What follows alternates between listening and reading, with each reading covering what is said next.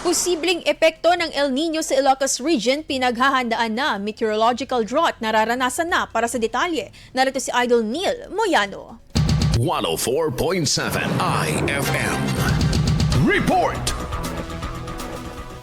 Pinaghahandaan na ng Regional Disaster Risk Reduction Management Council 1 ang inaasang epekto ng El Nino sa isinasagawang Pre-Disaster Risk Assessment o PDRA Scenario Building Meeting noong Abril 30, 2026. Tinalakay sa pulong ang pinakahuling ulat sa lagay ng panahon at klima kung saan ipinakitang nananatili ang ENSO-neutral na kondisyon sa Tropical Pacific batay sa datos hanggang Abril 22, 2026. Ayon man, ipinahihiwatig ng karamihan sa climate models na may mataas na posibilidad na mabuo ang El Nino sa pagitan ng Hunyo hanggang Agosto at maaring tumagal hanggang unang bahagi ng 2027. Batay sa pinakauling pagsusuri sa dry condition and dry spell at drought assessment para sa Abril 2026, nakararanas na ang Ilocos Region ng meteorological drought dahil sa mas mahabang antas ng pag-ulan kaysa karaniwan. Ilang tugon, inilad sa pulong ang isang likely scenario na binuo mula sa pinagsamang datos ng mga ahensyang may kinalaman sa panahon, agrikultura at serbisyong panlipunan. Iniharap din ang Regional Action Plan na magsisilbing gabay sa pagpapatupad ng mga hakbang sa paghanda at pagresponde sa epekto ng El Nino. Bahagi rin ng kani-kanilang mga plano at aktibidad ang mga lokal na opisyal at iba't ibang ahensya na nakatun sa pagpapalakas ng kandan sa antas probinsya at komunidad. Kabuuan, binigyang diin sa pulong ang kahalagan ng maagap na koordinasyon at sama-samang pagkilos upang mabawasan ang posibleng pinsala dulot ng El Nino, kasabay ng panawagan na paigtingin ang mga hakbang sa paghanda sa lalong madaling panahon.